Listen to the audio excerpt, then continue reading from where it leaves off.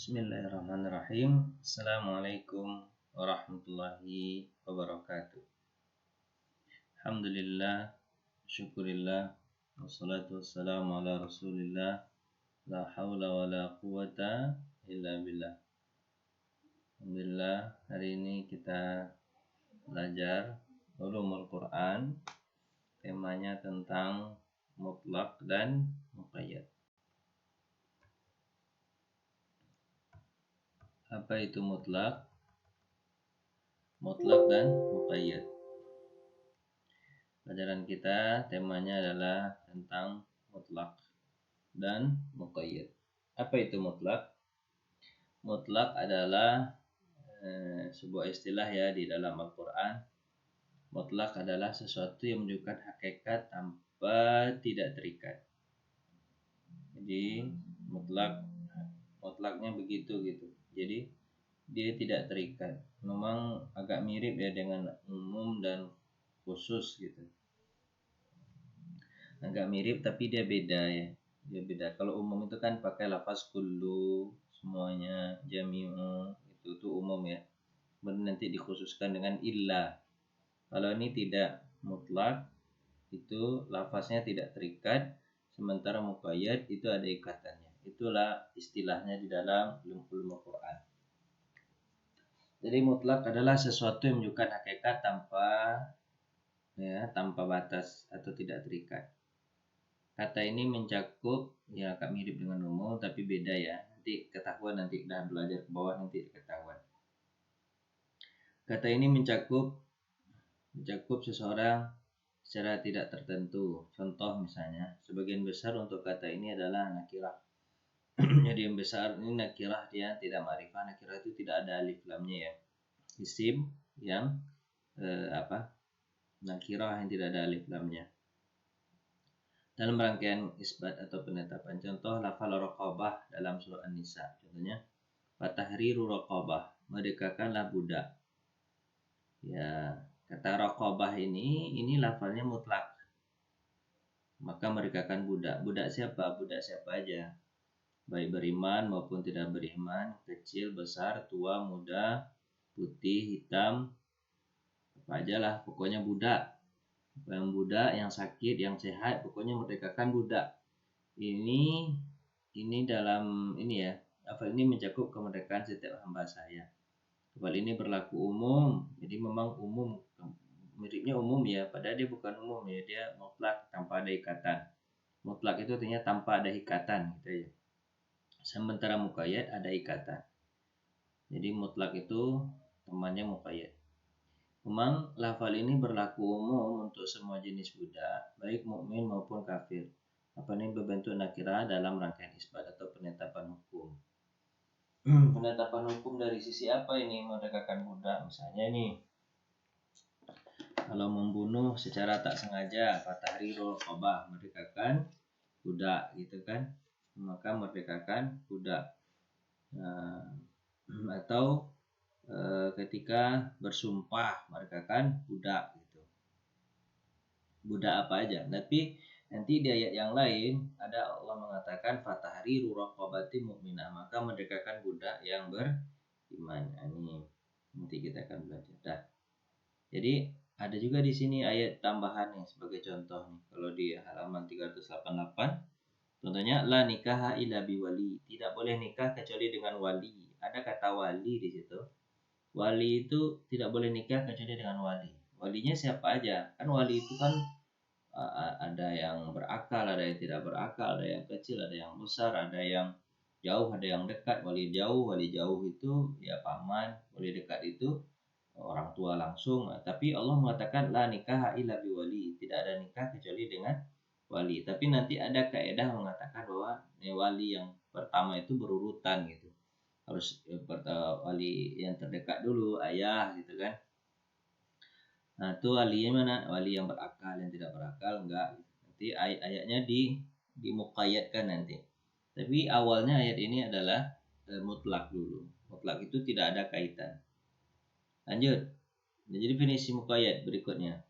Apa itu muqayyad? Muqayyad adalah sesuatu yang menunjukkan hakikat dengan batasan yang terikat. Jadi dia terikat. ada ikatannya. Seperti lafal raqabah, yang lafal raqabah tadi atau budak tadi, yang dibatasi, yang dikaitkan dengan lafal iman dalam firman Allah. Fatahriru raqabatin mu'minah. Maka hendaklah kalian merdekakan budak yang beriman. Di kata yang beriman ini, maka ini disebut dengan muqayyad. Jadi nggak boleh merdekakan budak kafir, yang beriman saja. Jadi dikaitkan. Tapi boleh tua, boleh muda, boleh kecil, boleh besar, boleh tinggi, boleh pendek, boleh hitam, boleh putih. Tapi yang penting sudah dikaitkan dengan kata beriman. Memang mirip dengan khusus ya muqayyad ini ya. Sudah umum khusus. Cuman kan bedanya kalau lafaz khusus itu dalam istilah lafaz am dan khas kemarin kita belajar itu, kalau lafaz am itu dia biasa pakai kullu, jami'u gitu kan. Kemudian misalnya seluruh mahasiswa lulus kecuali misalnya 40 dari mahasiswa seluruh mahasiswa lulus kecuali 2 orang misalnya. Kayak gitu contoh ya. Itu umum dan khusus. Sementara mutlak muqayyad ini kan gak ada lafaz kullunya. Ini lafaznya cuman lafaznya mufrad, lafaznya apa? Munakirah. Terus nanti dikaitkan dengan lafaz yang lain. Ya, ya kayak sifat lah dinaatkan dia. Naat dia sifatnya juga. Nah, lanjut. Macam-macam mutlak dan muqayyad. Jadi mutlak dan muqayyad itu bermacam-macam. Contoh pertama, sebab dan hukumnya sama. Jadi sebabnya sama, hukumnya juga sama. Jadi kalau sebabnya sama, hukumnya sama. Contoh puasa dan dalam kafarah sumpah. Puasa dan kafarah sumpah. Jadi sebabnya sama, kemudian hukumnya juga sama. Puasa untuk kafarah sumpah. Jadi orang itu berpuasa untuk dia bersumpah gitu, maka dia wajib mengganti dengan puasa. Contoh, awal puasa ini disebutkan secara mutlak tanpa pengikat dalam qiraah mutawatir. Di dalam qiraah mutawatirah, sunnah qiraah ini disebutkan faman lam yajid, jadi orang yang bersumpah itu faman lam yajid fa siyamu salasata ayyam. Wallazina yuzahiruna min nisaikum, orang yang wallazina yuzahiruna min nisaikum, orang-orang yang bukan ayatnya sebelumnya itu apa? La yu'akhidhukumullahu billaghwi fi aymanikum walakin yu'akhidhukum bima aqadtumul ayman fa kafaratu it'amu alaikum aqisatu fatahriru. Bukan itu ayatnya. Orang yang kafarah sumpah, dia bersumpah. Mana ayatnya yang salah panjang itu ya? Nah, pokoknya gitulah, dia bersumpah, sumpah misalnya saya bersumpah tidak akan masuk ke rumah Sanu gitu, sumpahnya gitu kan. Terus maka dia ingin membatalkan sumpahnya itu, pamalam yajid, dia tidak punya apa-apa, fasyamu, maka dia wajib dia sih? Oh berarti la yu'akhidhukumullahu billaghwi fi, betul nih. La yu'akhidhukumullahu billaghwi fi aymanikum. Orang-orang yang menghukum kamu disebabkan sumpah-sumpah kamu yang tidak sengaja untuk kamu bersumpah, tapi dia menghukum kamu disebabkan sumpah tersebut, sumpah yang kamu sengaja, maka kafarahnya atau dendanya adalah, hukumannya adalah pertama memberi makan 10 orang miskin, kan? Nah, ini makanan yang bisa kamu berikan kepada keluarga, dan memberi mereka pakaian dan memerdekakan hamba saya, memberikan mereka pakaian dan hamba saya. Tapi ada juga ayat lanjutnya itu famalam yajid, kalau kamu tidak dapat fasyamu salasata ayyam. Jadi memang dilihat di situ memberikan 10 orang fakir miskin makanan, atau tidak memerdekakan budak, ya kan, memerdekakan budak, atau tidak ini lagi berpuasa 3 hari. Berpuasa 3 hari dia sebutkan kan. Nah, jadi ada 3 ininya kafarat sumpah itu. Yang pertama adalah beri makan 10 miskin, yang kedua merdekakan budak, yang ketiga puasa 3 hari. Itu dalam qiraah mutawatirah, kita mutawatir itu puasa 3 hari itu ya puasa aja 3 hari, tidak perlu berturut-turut, boleh berselang-seling gitu. Selang-seling boleh. Tapi dalam qiraah Ibnu Mas'ud ini qiraahnya syadz gitu ya. Qiraah syadz itu dia sesendiri aja. Dia menyebutkan lafal puasa itu diikat. Ini kan mutlak ini. Puasa 3 hari udah cukup gitu kan. Di sini disebutkan puasa itu diikat dengan hal lain, yaitu lafalnya tatabbu katanya, berturut-turut. Artinya wasyamu salasata ayyamin mutatabi'atin gitu katanya. Jadi kiraahnya syadz, kiraahnya itu tersendiri. Ini tapi ulama mengambil ini sebagai contoh bahwa sebabnya sama. Sebabnya apa? Sebabnya karena bersumpah. Hukumnya juga sama. Hukumnya apa? Hukumnya juga sama, yaitu puasa. Kan ini puasa. Cuman bedanya adalah satu puasanya mutlak puasa 3 hari aja, nggak perlu berturut-turut. Tapi qiraah Ibnu Mas'ud mengatakan berturut-turut. Tapi ulama mengatakan qiraah Ibnu Mas'ud ini tidak dipakai. Kenapa? Qiraahnya itu tersendiri, syadz. Tidak dipakai. Bacaan yang dipakai atau hukum yang dipakai adalah hukum mutawatir. Karena ini lafaz mutawatir yang ditahu oleh para sahabat. Kalau ini mungkin bacaan Ibnu Mas'ud saja. Jadi ini yang dipakai. Jadi sebabnya sama, hukumnya sama, yaitu apa? Puasa 3 hari. Tidak harus berturut-turut bagi orang yang bersumpah. Hukumannya adalah puasa 3 hari berturut-turut. Sebenarnya hukumnya bukan satu sebenarnya. Hukumnya bisa pilih antara 3 itu. Yang pertama beri makan 10 fakir miskin, yang kedua merdekakan budak, yang ketiga puasa 3 hari. Nah, itu yang pertama. Sebabnya sama. Sebabnya itu karena bersumpah, hukumnya juga sama, yaitu puasa. Yang kedua, yang pertama ya. Dari contoh lafal penjelasan tadi saya sudah jelaskan tadi. Dari contoh lafal mutlak dan muqayyad seperti di atas, maka hukum yang ditimbulkan oleh ayat mutlak harus dibawa kepada hukum yang membentuk muqayyad. Karena sebab yang sama tidak diwajibkan dua hal yang saling menafikan. Karena itulah sekelompok ulama pendapat bahwa puasa kafarah dilakukan secara berturut-turut. Itu sebagiannya kata Ibnu Mas'ud. Namun orang yang berbeda pendapat bahwa qiraah yang tidak mutawatir meski masyhur tidak bisa dijadikan hujjah. Jadi sependapat dengan mereka, maka dalam hal ini tidak ada ikatan sehingga lafal dibawa kepada makna mutlak saja. Ini yang kuat. Jadi yang mutlak saja, nggak boleh dibawa ke mana? Ke lafal berturut-turut karena qiraahnya tersendiri. Lanjut. Kedua, macam-macam mutlak muqayyad kedua adalah sebabnya sama tapi hukumnya beda. Sebabnya sama tapi hukumnya beda. Lihat sebabnya. Contoh lafal tangan. Dalam urutan wudhu dan tayamum. Ini berwudhu, ini tayamum. Sebabnya satu wudhu, sebabnya satu tayamum. Membasuh tangan dalam wudhu disebutkan secara muqayyad. Kalau membasuh tangan di wudhu kan muqayyad, yaitu dibatasi sampai siku ini. Faksilu wujuhakum wa aydiyakum, maka cucilah wajahmu dan tanganmu ilal marafiq. Kan ini disebut ilal marafiq ya. Kalau berwudhu tangan kita dicuci sampai siku. Tapi kalau dalam tayamum, Allah mengatakan fatayammamu sa'idan, hendaklah kamu tayamum dengan tanah yang bagus, maka sapulah wajahmu dan tanganmu. Tidak disampaikan ke siku, berarti tangan itu hanya sampai pergelangan tangan saja. Jadi makanya ini berbeda-beda pendapat nanti ulama. Satu mengatakan bahwa ayat berwudu menyuci tangan itu sampai ke siku karena dimuqayyadkan. Mutlaknya sampai tangan aja kan. Maka cucilah tanganmu.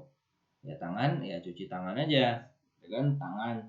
Mutlak tidak dikasih muqayyadnya sampai mana, tapi disebutnya sini sampai ini. Sampai siku. Makanya kalau di ayat tayamum mengatakan bahwa cucilah tanganmu dan wajahmu dan tanganmu aja. Tidak berarti, dan sebagian ulama mengatakan sampai pergelangan tangan aja. Tidak perlu sampai ke siku karena dia tidak muqayyad. Jadi kan sebabnya beda nih. Satu sebabnya wudu, satu lagi sebabnya tayamum. Maka hukumnya beda. Yang satu hukumnya sampai ke siku, yang satu hukumnya sampai pergelangan tangan saja. Kalau wudu sampai ke siku, kalau tayamum sampai pergelangan tangan. Itu pendapat yang masyhur. Tapi pendapat Imam Syafi'i nanti kita belajar Kalau Syafi'i mengatakan bahwa dapat bahwa ketentuan hukum yang ada pada ayat mutlak tidak bisa dibawa kepada ayat yang muqayyad karena perbedaan hukumnya mutlak berkenaan dengan tayamum, sedangkan ayat muqayyad berkenaan dengan wudhu. Ini pendapat yang pertama tadi. Al-Ghazali menukil sebagian besar kalangan Syafi'i ini bahwa ketentuan hukum yang ada pada ayat mutlak dibawa kepada ayat muqayyad karena dalam kasus ini sebabnya sama meski hukumnya berbeda. Jadi kalau Imam Syafi'i mengatakan pendapat dia nih, karena ayatnya kan satu ayat tuh, katanya kan apa tuh ayatnya itu kan faksilu wujuhakum, ayatnya ya tayammum sa'idan dan apa kan idza qumtum ila shalah, ayatnya kan itu tuh idza qumtum ila shalah faksilu wujuhakum, Al-Maidah ayat 6 itu. Idza qumtum ila shalah faghsilu wujuhakum wa aydiyakum ilal marafiq wamsahu bi ru'usikum wa arjulakum ilal ka'bain. Itu kan ayatnya kan sama itu panjang kan. Kalau Imam Syafi'i mengatakan ayat yang tentang tayamum walaupun hanya disebut tangan tapi sebenarnya sudah dimuqayyadkan ke atas. Yaitu ayat wudhunya yaitu sampai ke siku. Maka orang yang tayamum itu juga sampai ke siku dia tayamum itu. Itu pendapat Imam Syafi'i atau golongan Syafi'i. Tapi berbeda dengan pendapat, nggak saya tulis ya. Berbeda dengan pendapat ini Imam pendapat dengan yang lain. Pendapat yang lain di atasnya yang bukan Imam Abu Hanifah mengatakan begini, katanya jangan mengkait-kaitkan ayat yang muqayyad dengan ayat yang tidak muqayyad. Kan ayat tentang ayat tentang wudhu itu dia muqayyad, dikaitkan sampai ke siku. Sementara ayat tayamum itu hanya Allah sebutkan tangan aja. Nah, ini makanya berbeda pendapat nanti dari ayat ini. Tidak boleh mengkaitkan. Kan di atas ayatnya tentang ini, tentang apa? Tentang wudhu, ya udah wudhu sampai ke siku, kata Imam Abu Hanifah. Tapi kalau seandainya tayamum kan tidak disuruh sampai ke siku. Jadi pergelangan tangannya cukup. Karena nanti ada ayat yang mengatakan yang mutlak itu ketika potong tangan kan. Misalnya ayat tentang wasarikatu wasariku faqta'u aydiyahuma. Wasariku wasarikatu faqta'u aydiyahuma. Pencuri laki-laki dan pencuri perempuan potong tangannya. Potong tangan kan orang yang mencuri itu kan nggak sampai ke siku potong tangannya. Potong tangannya pergelangan tangan ini aja kan. Pergelangan tangan. Maka ya karena ayatnya tidak dimuqayyadkan dengan marofik atau sampai ke siku, ya sudah tangan aja. Itu pendapat Imam Abu Hanifah. Jadi memang berbeda itu. Nanti mungkin kalian melihat ada orang yang menyuruh kalian kalau tayamum itu sampai ke siku disapunya kan. Ada juga ya sampai pergelangan tangan saja. Ya perbedaan itu dari ayat yang tadi itu. Sebabnya sama, yaitu sama-sama ingin bersuci. Tapi hukumnya beda. Ya kan? Hukumnya beda. Sebabnya ingin sama-sama bersuci. Sebabnya sama tapi hukumnya beda. Sebabnya apa? Ingin bersuci. Satu wudhu, satu tayamum, tapi hukumnya beda. Satu sampai ke pergelangan siku, satu sampai pergelangan tangan aja, tangan. Nah, lanjut yang ketiga, macam-macam mutayyan yang ketiga. Yang ketiga adalah sebabnya berbeda tapi hukumnya sama. Sebabnya beda, hukumnya sama. Penyebabnya beda. Contohnya, takkitnya sama. Contoh, misalnya dalam perkara memerdekakan budak untuk kafarat memerdekakan budak, kafarat sumpah atau apalah ya. Kafarat sumpah bisa kan macam-macam, ada kafarat sumpah dan membunuh tidak sengaja. Berarti sebabnya beda kan? Satu sumpah, satu membunuh tidak sengaja. Disebutkan adanya persyaratan iman. Jadi, tapi hukumnya sama, yaitu sama-sama harus beriman. Jadi beda, satu karena sumpah, satu karena membunuh tidak sengaja. Tapi hukumnya sama. Apa hukumnya? Hukumnya yaitu memerdekakan budak yang beriman.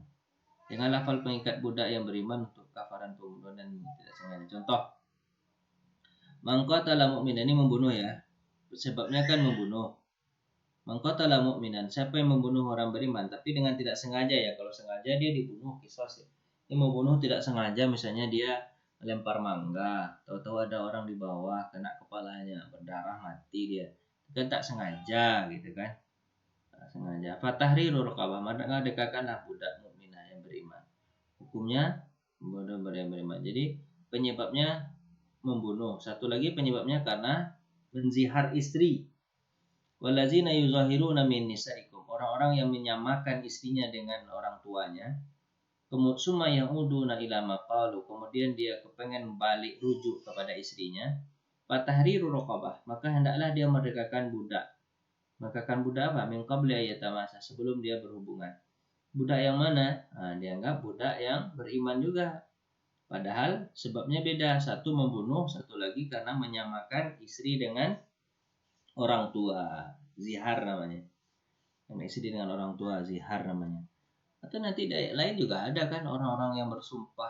Ayat yang berikutnya sebabnya lagi 3 kalau kita tulis di sini, satu lagi misalnya ayatnya. Orang-orang yang bersumpah karena bersumpah bukan menzihar, karena bersumpah. Nah, ini mendekatkan budak juga. Nah, ke sini sebenarnya tidak ada muqayyadnya kan. Tahrir raqabah, mendekatkan budak, tapi tidak ada budak yang beriman kan di sini. Kalau di sini kan membunuh itu langsung budak yang beriman kan disuruh. Di sini enggak. Ini enggak ada mukanya, tapi hukumnya nanti sama walaupun sebabnya beda, satu membunuh satu menzihar, ya kan, hukumnya sama. Apa itu hukumnya adalah fatahri raqabatin mu'minah, mendekatkan budak beriman gitu. Sebab membebaskan budak dan kafara izhar disebutkan secara mutlak. Ini secara mutlak aja di zihar itu disebutkan, padahal sebenarnya ininya sama.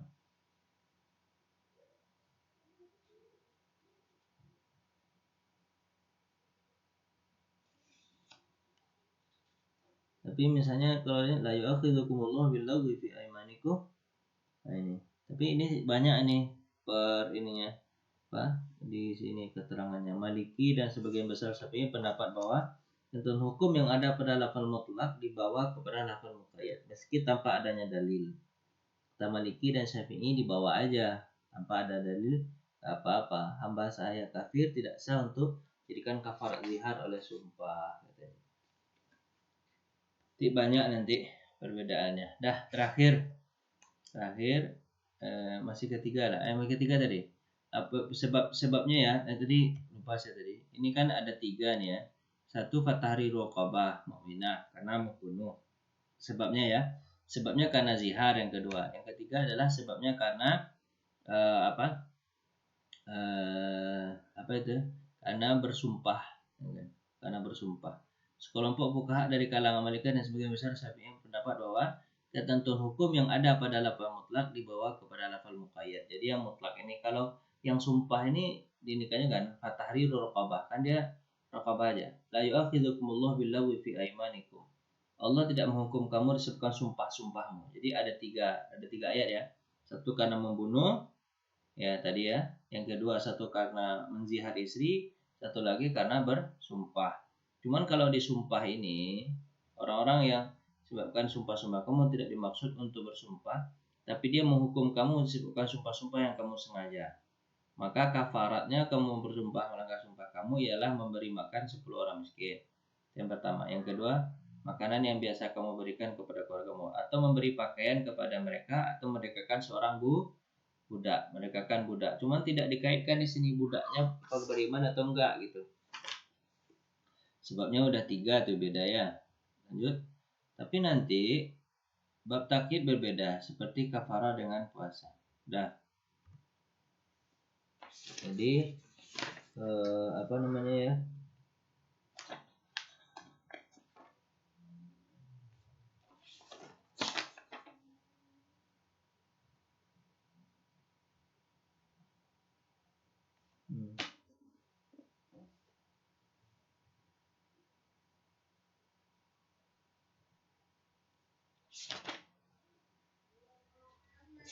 Maka hukumnya apa?